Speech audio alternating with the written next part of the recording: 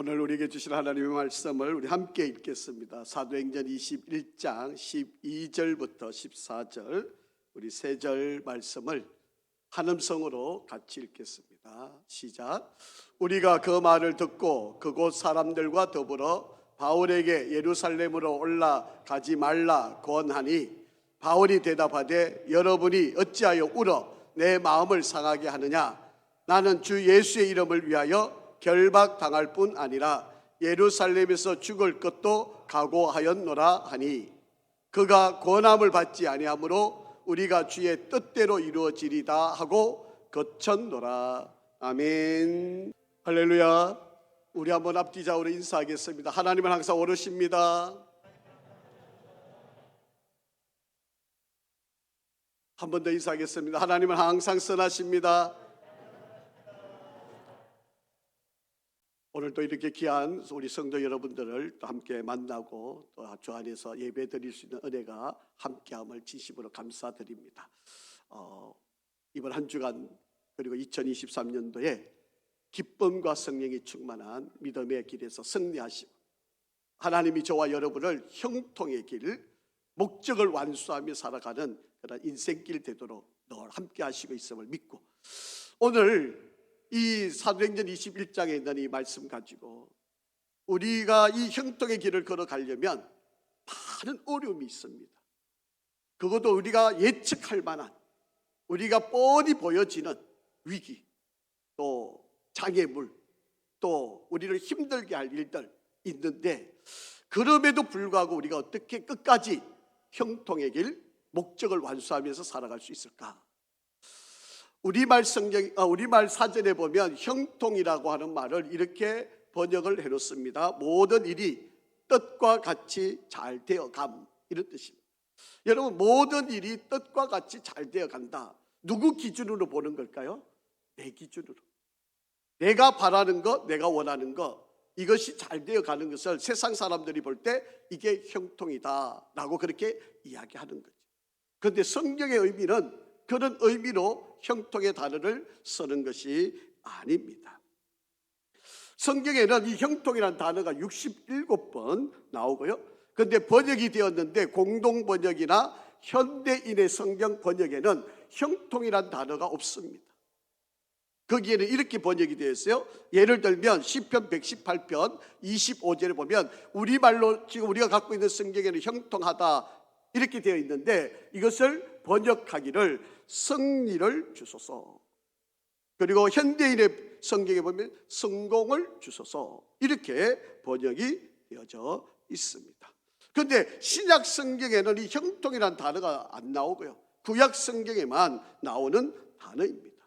제가 지난주도 말씀을 드렸지만 형통하다라고 하는 뜻은 성경적인 의미, 우리가 이렇게 이해를 할 수가 있습니다. 형통하다, 앞으로 나아간다, 번성한다, 발전한다, 유익하다, 성공한다, 전진하다, 그리고 맨 마지막에 뭐 되어 있죠? 목적을 완성하다. 여러분, 형통이라는 단어는 하나님께서 저와 여러분을 이 땅에 내어놓으실 때 목적을 두셨어요. 하나님의 계획이 있으세요. 하나님의 디자인이 있습니다. 그런데 그 디자인, 계획한 일을 그대로 이루어내는 것, 이게 형통이라는 거예요. 이 형통한 삶을 위해서 때로는 사람을 만나게 하시고, 때로는 물질을 붙이시고, 때로는 환경을 열어주시고, 때로는 우리가 상상할 수 없는 여건들을 하나님이 더함의 축복으로, 때로는 어려움과 위기를 통해서 이겨내므로 이 모든 길을 걸어가게. 그래서 우리는 형통하다, 목적을 이루었다, 목적을 완성했다, 이렇게 고백을 할 수 있다라고 하는 겁니다. 여러분, 우리가 이 형통의 길을 걸어가기 위해서 하나님은 우리를 형통하게 만드신다고 약속을 했는데 이 형통의 길을 걸어가는 저와 여러분에게 눈에 뻔히 보이는 장애가 있습니다. 장애물이 있습니다. 힘든 일이 있습니다. 여러분, 예를 들면 이런 거죠. 여러분, 산모가 아이를 임신을 했습니다. 여러분, 아이가 건강하게 출산을 하려면 분만의 고통이 있어야 되지 않습니까? 그냥 뱃속에 있다고 아이가 태어나는 게 아니잖아요. 이 아이가 세상에 나오려면 엄청난 이 분만의 고통을 겪어야만 아이를 이 세상에 내어놓을 수 있어요. 여러분, 우리가 높은 산을 오르려면 이 높은 산의 골짜기를 올라가야만 우리가 원하는 정상까지 이룰 수 있게 된다라고 하는 것입니다.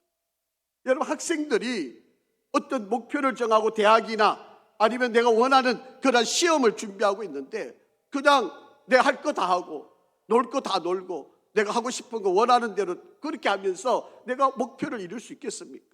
때로는 잠도 적게 자야 되고 먹고 싶은 것도 못 먹고 때로는 그 치열한 싸움을 이겨내고 목표를 성취하는 거 아니겠습니까? 여러분, 우리가 지금 코로나를 겪어가면서 사업을 경영하시는 분, 직장을 다니시는 분들이 다 힘들고 어려운 시기를 겪고 있지 않습니까?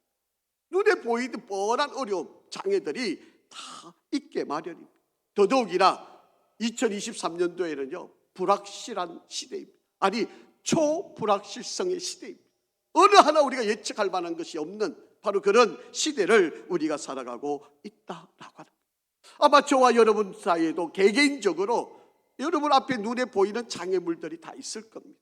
아마 이것 때문에 힘겨워하고 어려워하고 아파하고 이것 때문에 신음하고 있는 성도들이 많이 계실 거예요. 그렇다고 여러분 이 어려움을 도망가겠습니까? 피하시겠습니까? 우리가 이 어려움을 누구나 다 만날 수밖에 없는데 이것을 통해서 하나님이 우리를 형통하게 만드시는 길로 나가야 할 터인데 우리가 어떻게 하면 뻔히 눈에 보이는 장애가 있고 어려움이 있고 문제가 있고 고통이 있는데도 불구하고 우리는 형통의 길을 걸어갈 수 있을까? 오늘 이 사도행전 21장에 있는 이 말씀을 우리가 한번 잘 살펴보시면 지혜를 얻을 수가 있습니다.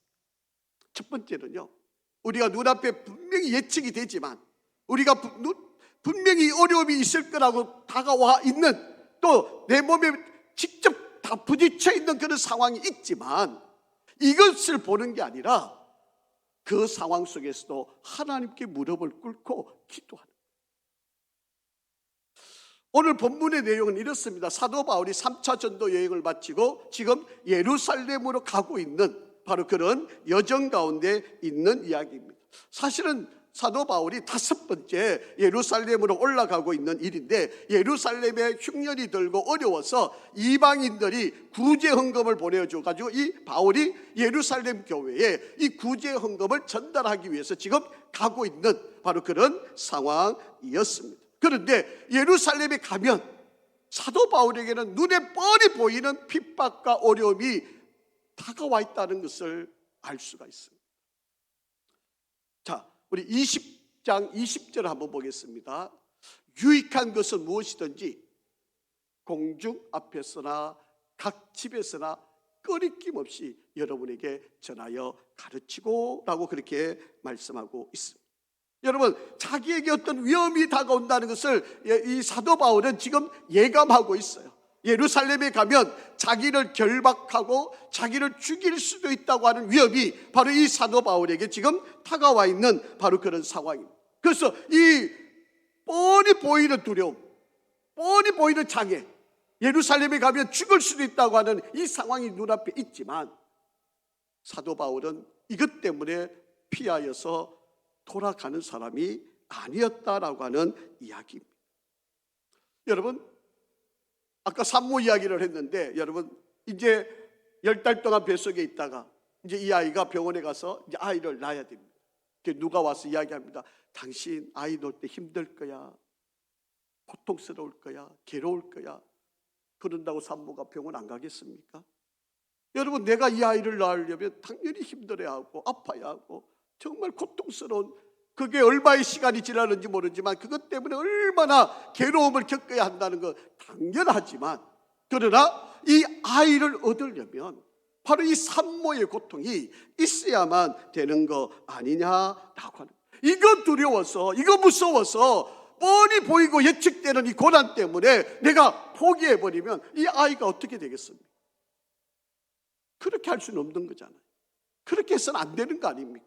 내가 힘들지, 내가 어렵지만, 내가 너무 고통스럽지만 내가 이 아이를 얻기 위해서 정말 희생을 무릅쓰고 내가 병원으로 달려가서 아이를 출산하게 하는 일을 감당하는 거 아닙니까?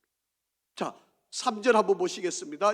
사도행전 21장 3절입니다. 시작. 구보로를 바라보고 이를 왼편에 두고 수리아로 향하여 두로에서 상륙하더니 거기서 배의 짐을 풀려 함이라. 4절입니다. 제자들이 찾아와서 거기서 이래를 머무더니 그 제자들이 성령의 감동으로 바울더러 예루살렘에 들어가지 말라 하더라 라고 그렇게 말씀을 하고 있습니다. 여러분, 예루살렘에 가지 마세요. 그동안 자기가 복음을 전하면서 복음을 신실하게 받아들였고 그 받아들였던 제자들이 그 지역에서 열심히 복음을 전하고 있는 바로 바울의 제자들이 선생님을 걱정하면서 찾아와서 부탁을 하는 겁니다. 이래 동안 있으면서 선생님에게 애걸 하는 겁니다. 선생님, 예루살렘에 가시면 안 됩니다. 예루살렘에 가시면 어떤 어려움이, 어떤 핍박이, 아니 심지어는 죽을 수도 있습니다. 가시면 안 됩니다. 여러분, 자기들의 생각을 이야기하는 게 아니에요. 여러분, 이 제자들은 성령의 감동을 받아서 성령에 민감한 이들이 기도하면서 하나님이 주신 말씀을 가지고 지금 사도 바울에게 말씀을 전하고 있다는 거예요. 여러분, 사람들이 어떤 앞일에 있어서 예측한다는 게 이게 나쁜 거 아니잖아요. 여러분, 2023년도에도 어떤 일이 일어날는지 우리는 예측하면서 나아가는 거 아닙니까? 뭐 다 들려주는 말들이 어렵다, 힘들다, 뭐 안 될 거다, 뭐 모든 게 불안한 이야기들이지만 여러분, 그래도 이 어려운 세상에서 도전하는 사람들, 새로운 사업을 시작하는 사람들, 새로운 비전을 가지고 나아가는 사람들이 있지 않습니까? 그러니까 그들은 예측을 하는 거죠. 이 어려운 가운데서 내가 할 일이 있고, 이 어려운 가운데서도 하나님이 내게 주신 비전이 있고, 이 어려운 가운데서도 하나님이 나에게 지혜를 주신 것이 있다면 그거를 붙들고 나가는 거 아닙니까? 그러니까 여러분, 앞일에 대해서, 앞에 어떤 상황에 대해서 예측한다는 것이 나쁜 일이 아닙니다. 더더구나 기업하는 사람들은요, 더 많은 것들에 대한 예측들을 많은 돈을 투자해서라도 갖고 싶어하는 것이 이들이 행하는 일입니다. 자, 오늘 이 제자들이, 이 사도 바울의 제자들이 성령의 감동을 받아서 지금 선생님을 권면하는 겁니다. 선생님, 예루살렘에 들어가시면 안 됩니다. 거기 가면 많은 어려움이 있습니다. 지금 선생님을 어떻게 해코지하려고 많은 사람들이 지금 달려들 것입니다. 그런 의미로 지금 이야기를 해주고 있는 거 아닙니까? 여러분, 이게 자기 생각으로 이야기하는 사람들이 아니잖아요. 성령의 감동을 받아가지고 지금 사도 바울을 걱정하면서 이야기를 해주고 있는 거 아닙니까? 그러니까 여러분, 하나님의 감동의 말씀으로 전해주는 이 말씀이 정확할 거 아니겠습니까? 그러니까 사도 바울은 예루살렘에 가면 불에 불 보듯이 뻔하게 어려움이 닥칠 것이 확실한 거예요. 당연한 거예요. 뻔한 일입니다. 자, 그런데 사도 바울이 그렇게 간절하게 자기 선생님을 위하는 바로 이들의 이야기를 들었던 그들이 바울이 어떻게 답을 하는지를 한번 보세요. 제가 여러분에게 누누이 말씀을 드리지만 신앙은 반응입니다. 내게 어떤 상황이 주어졌을 때 내가 그 상황에서 내가 어떻게 결정을 하고 행동을 하는가, 내가 그것을 가지고 어떻게 해석을 하고 내가 그것에 대한 반응을 하는가, 이게 바로 신앙이거든요. 어려움이 없을 때는요, 신앙이 좋은지 나쁜지 알 수가 없어요. 그냥 좋겠거니, 저 사람 훌륭하겠거니 이렇게 생각이 드는 거지만 정작 문제를 만나면 그 사람의 신앙이 높낮이가 결정이 되는 거예요. 겉으로 보면 다 잘하죠. 다 멋있죠. 막상 문제가 닥쳐보면 그 사람의 신앙의 척도를 알아볼 수 있죠. 자, 사도 바울은 성령의 감동을 받은 제자들이 권합니다. 안 됩니다. 가시면 안 됩니다. 어려움을 만날 겁니다. 이런 이야기에 바울의 태도를 한번 보세요. 자, 5절입니다. 시작. 이 여러 날, 7일이 지났다는 거죠. 여러 날이 지난 후에 우리가 떠나갈새 그들이 다 그 처자와 함께 성문 밖까지 전송하거늘 우리가 바닷가에서 무릎을 꿇고 기도하고. 여러분, 사도 바울은 지금 이 문제를 가지고 바닷가에서 무릎을 꿇고 하나님께 기도를 했다라고 하는 것입니다. 여기 보면 우리가 바닷가에서 무릎을 꿇고 기도했다라고 되어 있는데, 여기서 우리라고 하는 사람은 사도 바울을 포함하는 것이고요, 지금 사도행전을 기록하고 있는 누가가 포함되어 있는 것이고요, 그리고 사도행전 20장 4절에 보면 부로의 아들 소바더, 세군도, 가이오, 디모데, 두기고, 두로비모, 아리스다고, 이런 사람들이 지금 바울과 함께 예루살렘으로 가는 길인데, 지금 이 두로에서 가시면 안 됩니다. 가시면 안 됩니다. 만류하니까 그들의 말을 듣고 이들이 바닷가에서 무릎을 꿇고 하나님께 기도했다는 거예요. 여러분, 기도의 능력을 믿으시기를 바랍니다.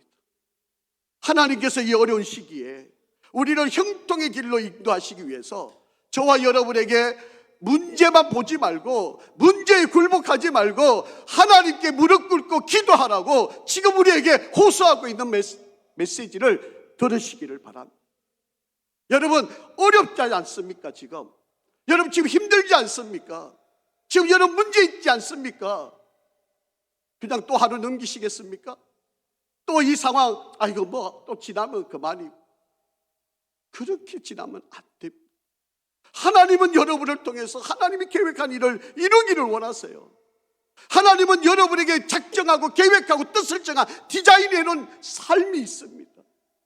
우리가 그 삶을 이루어내려면 소문이나 예측된 일에 현혹되지 마시고 하나님 말씀에 귀를 기울이고 기도하는 사람이 되어야 한다는 거예요. 지금 사도 바울이 뻔히 보이는 이야기고 성령의 감동을 받아서 지금 자기를 충고해 주는 이들의 말을 듣고 돌아설 수도 있잖아요. 그럼에도 불구하고 사도 바울은 예루살렘에 가야 된다는 거예요. 왜? 이것이 하나님이 자기를 부르신 목적이라는 거죠. 그러기 위해서, 이것을 흔들리지 않게 가기 위해서는 하나님께 기도해야 됩니다. 여러분, 내가 해야 될 일, 내가 이루어야 할 일, 내가 성취해야 될 일, 내게 하나님이 주신 이 사명을 또 뻔히 우리 눈에 보이는 어려움이 있는 이 상황 속에서 우리가 이 상황을 뛰어넘고 나갈 수 있는 길은 하나님께 기도하는 거예요. 하나님께 기도하는 거예요. 기도하지 않으면 여러분 다 물렀을 겁니다. 여러분 다 포기하게 될 것입니다. 내 상황을 쫓아서 나아갈 수밖에 없게 될 것입니다. 여러분, 구약 성경에 보면 이런 말씀이 있어요. 역대하 26장 5절 하반절에 보시면, 한번 같이 읽어보시죠. 시작. 그가 여호와를 찾을 동안에는 하나님이 어떻게 하셨다? 어떻게 하셨다고요? 언제? 하나님을 찾을 때. 하나님을 찾는 동안에는 하나님이 그에게 가는 모든 길을 형통하게 해주셨다는 거예요. 사랑하는 성도 여러분, 하나님은 여러분에게 놀라운 계획을 갖고 계십니다. 하나님은 여러분에게 위대한 뜻을 이루시기를 원하세요. 그래서 우리 보고 기도하라. 자꾸 소문만 듣고, 자꾸 어떤 이야기만 듣고, 자꾸 환경의 이야기 끌려가지 말고 하나님께 기도하라는 거예요. 아마도 사도 바울이 그 소리만 들었으라면 당장에 돌아서고 싶었겠죠. 그러나 그가 바닷가에 다시 한번 하나님께 무릎 꿇고 기도하고 나갔다는 거예요. 여러분, 하나님을 찾을 동안에는 형통하게 하나님이 우리를 인도하신다는 이 사실을 믿으시기를 바랍니다. 두 번째로, 사도 바울은 하나님께 기도하면서요, 앞에 있는 장애물이 있지만 여기에 집중하지 않고 하나님이 나에게 주신 사명에 집중하고 있는 모습을 볼 수가 있습니다. 이제 사도 바울이 두로를 떠나서 이제 가이사라라고 하는 곳에 머무르게 되었습니다. 그래서 빌립이라고 하는 집사님 집에 며칠을 머물게 됩니다. 그때 아가보라고 하는 선지자가 이 사도 바울을 찾아오게 됩니다.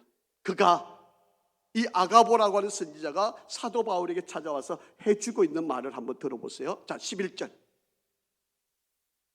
시작. 우리에게 와서 바울의 띠를 가져다가 자기 수족을 잡아 메고 말하기를, 성령이 말씀하시되 예루살렘에서 유대인들이 이같이 이 띠 임자를 결박하여 이방인의 손에 넘겨주리라 하거늘. 그렇게 됩니다. 여러분, 이 아가보 선지자가 사도 바울의 허리를 두르고 있는 띠를 빼앗아 가지고 자기 몸을 꽁꽁 묶습니다. 그러면서 성령이 나에게 보여주셨는데 예루살렘에 가면 이 띠의 주인, 그 누구겠습니까? 사도 바울 아니겠습니까? 이 띠의 주인을 이같이 나의 몸을 이렇게 뚫뚫 묶어서 나를 결박한 것처럼 이 띠의 주인을 그렇게 할 것이라고 예언을 하고 있는 거예요. 여러분, 앞에는 제자들이 예루살렘에 들어가시면 안 됩니다. 그렇게 만류를 했고, 이제 와가지고는 선지자가, 예언자가 와가지고 바울에게 이야기합니다. 당신 예루살렘에 가면 당신 결박당해가지고 꽁꽁 묶여가지고 고통을 당할 거라고. 그렇게 지금 예언을 하고 있는 바로 그런 상황입니다. 여러분, 이 아가보가요, 어떤 인물인지 여러분 아시나요? 사도행전 11장 28절에 보면 이런 예언을 해서 맞추었던 사람이에요.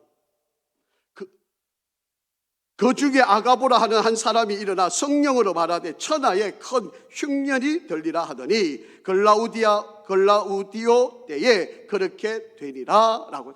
여러분, 하나님께서 말씀을 주셨고 그 말씀을 가지고 예언을 했는데 이 땅에 흉년이 있을 것이다 예언을 했는데 그 말이 정확하게 이루어진 예언을 했는데 그 예언이 성취되는 이루었던 바로 그 사람이 바로 이 사람이었다라고 하는 이야기. 이 아가보라고 하는 이 사람이 예언을 그대로 집중을 시켰던 이 사람이 지금 또 하나님의 주신 성령의 감동으로 사도 바울에게 너가 올라가면 이 띠의 주인이 나처럼 이렇게 꽁꽁 묶이는 이런 결박당하는 어려움을 맞게 될 것이다 라고. 여러분, 수많은 제자들도 가면 안 된다 하고 이 아가보 선지자도 당신이 가면 어려움을 당할 거라고 이야기하고 계속해서 들려오는 이야기가 안 된다, 못한다, 할 수 없다, 어렵다는 이야기예요. 여러분, 에코 챔버 효과라고 하는 말 혹시 아시나요? 에코 챔버 효과. 내가 자꾸 어떤 일을 자꾸 생각하게 되면 그것에 빠져버리는 거예요. 여러분 핸드폰을 가지고 뭐 유튜브를 보시면 여러분이 자주 찾아보는 유튜브를 자꾸 이렇게 찾다 보면요, 나도 모르는 새에 여러분 이게 핸드폰을 열기만 하면 이 알고리즘이 생겨가지고 이미 열면 내가 자주 찾는 것이 그냥 그 유튜브에 떠오르게 되잖아요. 그래서 다른 것들은 전혀 반대되는 이야기는 전혀 못 보고 그냥 내가 원하던 거, 내가 바라는 거 여기만 집중되어서 보게 되는 거예요. 이게 에코 챔버 효과라고 하는 거예요. 내가 듣고 싶은 것만 듣는 거예요. 보고 싶은 것만 보는 거예요. 내가 그냥 알고 싶은 것만 갖고 싶은 게, 이게 여러분 사도 바울한테 지금 계속 와서 안 됩니다, 못합니다, 올라가면 큰일 납니다, 죽을 것입니다, 이 결박당하고 당신 큰일 당할 거, 계속 그런 소리만 들으면 여러분 바울 입장에서 어떤 생각이 들겠어요? 아유, 내가 올라가면 안 되지. 이 수많은 사람들이 걱정하는데, 이 사람들이 이렇게 기도하는 사람들이 나한테 염려해 주는데 내가 가면 안 돼, 가면 큰일 날 거야, 이렇게 될 확률이 훨씬 높은 거 아닙니까? 그럼에도 불구하고 사도 바울이 이 두려움, 이 장애를 극복할 수 있었던 것은 다른 일이 아니었어요. 하나님이 나를 부르신 것, 하나님이 내게 명령하신 것, 하나님이 내게 지금 가라고 하는 그 사명에 붙들리니까 이렇게 주변에서 걱정하는 수많은 이야기를 다 뿌리치고 그 사명의 길을 걸어가고 있었다라고 하는 거예요. 여러분, 조금만 염려하는 소리만 들으면 아이고, 나 공부 이게 해봐야 되겠어, 뭐 이 대학 가기가 이렇게 어려운데, 아이고, 사업하다가 주변에 사람이 다 넘어지고 이런데 내가 사업 또 이런 생각밖에 들지 않을 거 아니겠어. 여러분, 우리는 장애물만 보는 게 아니에요. 하나님이 여러분을 향하여 계획하신 그 계획, 그 디자인, 하나님의 뜻, 하나님의 사명을 우리가 집중하여 볼 수 있기를 주의 이름으로 축복합니다. 자, 13절 말씀을 한번 보죠. 사도 바울이 어떻게 반응을 하는지 한번 보세요. 자, 13절. 바울이 대답하되 여러분이 어찌하여 울어 내 마음을 상하게 하느냐. 나는 주 예수 이름을 위하여 결박당할 뿐 아니라 예루살렘에서 죽을 것도 각오하였노라 하니. 그렇게 합니다. 여러분, 사도 바울은요 이미 죽을 것을 각오했어요. 아니, 거기 내 감옥에 갈 거, 아니 결박당할 거, 그게 뭐가 그게 대수겠습니까? 이미 나는 죽을 각오를 하고 지금 예루살렘으로 가는데 뭐 결박당하는 거, 아니 체포당하는 거, 감옥에 들어가는 거, 이거 대수롭지 않다는 거예요. 어떻게 이런 마음을 가질 수 있겠습니까? 사도행전 20장 24절을 보시면 우리가 알 수 있잖아요. 한번 같이 읽어보겠습니다. 시작. 내가 달려갈 길과 주 예수께 받은 사명 곧 하나님의 은혜의 복음을 증언하는 일을 마치려 하면은 나의 생명조차 조금도 귀한 것으로 여기지 아니하노라. 아멘. 여러분, 사명에 초점을 맞추니까 죽음이, 아니 나를 결박하는 거, 나를 뭐 감옥에 가두는 이게 아무런 문제가 되지 않는 거예요.